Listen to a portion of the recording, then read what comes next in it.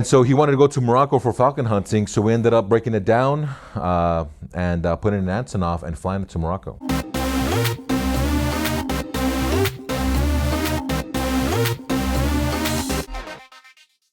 Joined the Marines when I was 18, and then 5 years later I got out. I should have stayed in, actually. I would have minded retiring, but I ended up getting out. I just got a job offer from some aerospace company to work on some aircraft, so I decided to do that, and it worked out well. But did that for a little while, and then in my late 20s I ended up going out to the Middle East. I got a job offer to work in Kuwait to work on the S-92 aircraft to help run this maintenance program out there. And that was a lot of fun because we ended up deploying 2 times. We were working for the head of state, and the head of state likes falcon hunting. That's a big culture in the Arab community, and so he wanted to go falcon hunting to Morocco. And so we took the S-92 aircraft. Is the biggest commercial aircraft that you can buy. They use it for offshore rigs, or it's a big aircraft that they use for PHI and other offshore companies. And he has actually 3 of them now. And one of them that we got there when we first got there, we used that for VIP operations. And so he wanted to go to Morocco for falcon hunting, so we ended up breaking it down and putting an Antonov and flying it to Morocco. I used to do that on CH-53s. We'd always put the 53s on C-5s and stuff. So, but I had never done this on the new aircraft, and so me and my coworker, this mechanic, it was just me and him, running the hoist and pulling blades off and getting the aircraft set up and putting it on the Antonov for the first time. And it was we were worried we were going to break something the whole time. Luckily we didn't, because that would have been a nightmare. But we got it done, and we broke it down, got it to Morocco on an Antonov, and got to Morocco, and we had to put it back together, do the weight and balance. And so all you got to do is, for an S-92, you got to remove the 4 blades, take off the beanie, and take off one of the tail rotor blades. That's it. It barely fits in an Antonov. Now, if you had to take off the gearbox, that would have been a huge nightmare. There's no way that would be like a week's work at least, to put it back on and to take it off. So luckily it fit just right in there. So the blades are just 2 pins to hook it up to the main rotor head. So that wasn't such a big deal. But so to put it together, and the aircraft's very modernized, so you do a track and balance to the equipment that's already in there. So it's very easy to do a track and balance on the aircraft for the main rotor and tail rotor. So once we got it done, literally once we were done with the track and balance and the pilot said it was good, they taxied and picked up the King of Kuwait. He had just landed, and took him off to the campsite. And they were just ferrying him to the campsite and to the city, just to go falcon hunting. And we ended up going to the campsite as well. But they didn't want us in the aircraft, we didn't want, with the VIPs. So I just got into the ramp in the back of the aircraft where the closet's at, where they keep all the luggage, and just went there back and forth. So they wouldn't see me. I didn't mind though, I was fine. And I would hang out on the campsite, and if the aircraft broke or there was any issues, I'd be there ready to go with my little toolbox. And there was one issue I remember that we looked behind us and we see the aircraft, and there's a bunch of hydraulic fluid pouring off the side, and we're like, oh God, what's going on? And luckily it was just a rotor brake. It was one of the lines were leaking. So we could fix them when we got back to Kuwait. We just didn't use the rotor brake anymore to stop the rotor blades.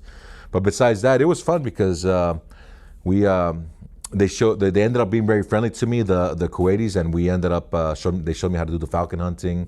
They showed me how they caught the falcons, how they trained them, and the very expensive falcons that they had out there. They showed me how they caught all these animals and stuff. And it's something I would never experience anywhere else. People probably pay a lot of money to do something like that, but I did it with these guys, and they're experts at it. They've been doing it all their lives. That's their passion.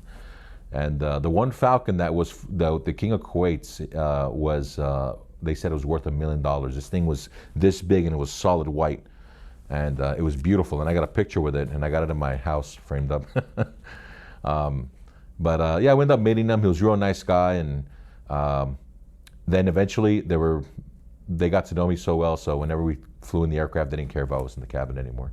So I sat down with the guys and drink tea, and everyone's smoking. All those guys smoke all the time, so they're smoking in the aircraft all the time. But it's their VIPs, and that's their aircraft, so they don't care. Which was pretty weird, but But we did that, and we did the same thing in Mongolia. He wanted to go to Mongolia as well, so we flew to Ulaanbaatar and then Antonov, and we did the same thing. And in that Mongolia, ended up going sightseeing when we had some free time, and that was a lot of fun. I mean, place I would never visit in my lifetime, right? So it was a great experience. With heads of state in Kuwait, yeah. Smoking and drinking tea that has so much sugar in it will take your teeth right off. Yeah. But you got to be nice and be part of when you're in Rome, right? Yeah. So that was a lot of fun. But ended up that contract getting lost, and we ended up going to Saudi Arabia and basically do kind of the same thing over there, and that was a lot of fun. But Saudi was a little bit more strict, so it was just going to work and coming back home, doing schoolwork or playing video games, and then going back to work. So I always tell my wife, it was so difficult to meet people out there because there was no dating apps back in the day. Now people are loving it out there. Now, before over there was nothing out there, so it was hard to meet people. But it was, I started a great time. And it was working for the Ministry of Interior out there. They had bought 18 S-92s, so we were doing the maintenance training and pilot training out there as well. Back then, you had to go to a party, meet somebody at an embassy party. Yeah, now I called my coworker that's still working there. He says, "Oh, this place is great. You meet people now so easily." Yeah. In those countries, you can't drink, right? Like Saudi Arabia, there's no way you can drink. You cannot buy the stuff. You cannot, bring the stuff in. So, except at the embassy, and the embassy has these parties once in a while, and you sign up for them. You can go and just drink all this free alcohol and have a great time with the Marines and all the people at the embassy and all the expats there. So that was a huge deal out there, and that was a lot of fun. Get to meet new people and enjoy the lifestyle out there. Because in Saudi, a lot of people would make the moonshine, the bathtub swill, but I would stay away from all that stuff. I never did any of that stuff. Yeah, and people would sell it out there, but no way.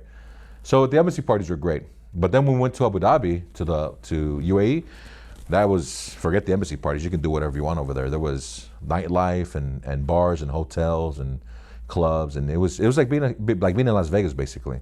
It's absolutely amazing. Amazing sights and beautiful hotels, and it's just hot as heck. That's it. It's super hot. In Abu Dhabi, it could be 48 degrees Celsius and humid. So, but we got used to it. Everything's air conditioned. There's indoor ski resorts. So, in Dubai, so you go to the malls. Everyone has a pool. So it's built for that type of lifestyle. So did that for about 9 years, and that was my last gig before I came back to the States. One of my Colombian friends was leaving the UAE, so me and this other guy, the three of us went to go have some beers at the bar, and beautiful places, right? I mean, places you'll see anywhere in nice big cities, beautiful bars and restaurants. And we ended up walking through a mall that was attached to the bar that was already closed, and we're trying to just find a cab to get home. And the security guard stopped us and called the cops right away. And we're like, "Hey, we're just trying to find the taxi cab. We should have gone outside to the street instead of going through the mall." So security guard kind of freaked out, and so they called the cops. And when the cops came, they saw the three of us, and they took us directly into their Land Cruisers, took us straight to the jail. And the cop just took us, when they took us to the jail, they said, "Let me see your Emirates ID," which is kind of like your identification out there when you're a resident. And to tell you the truth, the cops, they just picked us up just to make sure that we were legally staying in the country. That's all they really cared about. As soon as I showed them my wallet, showed them my Emirates ID, they said, "Oh, okay, all right, take a taxi, go home." They didn't, they know that expats are partying, stuff like that, but I think they're more concerned about people being there illegally. But my two coworkers didn't have their wallets; they just had their debit cards, so they couldn't prove that they were residents. So they said, "You go home; they have to stay here." I'm like, "Oh man." So they were in jail for 3 days until work was able to come and get their identification to prove that they were legally in the country. And they were in the same clothes, drinking camel milk the whole time, and in the same prison cell for some jail cell for 3 days. When they come out, they look like, oh man, like they were in Mad Max or something. They were all ragged, and I'm like, "You seriously? That's all they gave you was camel milk?" "Yeah, that's it." I was like, oh my God. One guy had barfed with that first night because he had drank so much, and he was wearing the same clothes, everything, and they only had a bucket in there. It was horrible. I'm like, if I didn't have my wallet with my ID, I would have been there too. So every time I tell people, every time you go out, make sure you carry your ID, because you know, if they can't verify that you're there legally, they're gonna keep you in there. Yeah. That was my run-in with the law out there, and then my wife was so angry at me. But now it's funny. Now we tell that story. It's hilarious. But she was angry at me that night. But luckily, I made it home. I was just in there for about an hour. I don't want to be that expat on BBC that is, you know, wants to talk to the needs help from the senator and that wants to get out of jail because I'm stuck in some overseas prison or something. Yeah. But yeah, that was crazy. That was my only one time. Besides that, as long as you keep to yourself and you respect the laws, it's a great country to be in. All those countries are, and I always suggest people to go out there and check it out. I went there single, and I met my wife out there. She's a flight attendant for the national airline out there. We met on the airplane, and you know, we got married back in the States here. We just here in Los Angeles, and we went back and had our son out there. And the countries, those countries, the Arab countries, are very family oriented. So having a kid out there is great because everything's built for families, right? Everything is restaurants and the malls, everything. So that wasn't a problem, and it was very kid friendly there. So we had a great time out there. And my son was out there for the first 6 years of his life, and then we moved here to Greensboro. So him coming to the States here was the first time he came here and come to school. So it was a big change for him as well. But my wife, I had to get a green card and all that stuff because my wife's British. So I had to go through all that mess, and thank God we got it, or else we wouldn't have been able to come. You know, we used to think, oh, you can come to the States and then you get your green card from here. No, you got to do that stuff before you come here, or else they won't give it to you. So we did all that, and we're able to come here and start our life out here, and it's worked out good. She's got a job now doing flight attendant training, and it's worked out really well for her. You end up one part of your life and you come somewhere else, and you end up making things work, right? You network with people, and you know, you find your own path and make things work, and we're just glad we made it here. Because I'm originally from Los Angeles, and my house here would have been the down payment for a house in Los Angeles, so the price for the house here, so I'm glad we came here, you know. Hey gang, here from Hangar Talk. Thank you so much for plugging into the channel, liking, subscribing. We appreciate all you continuous subscribers, and we can't wait to see you on the next one.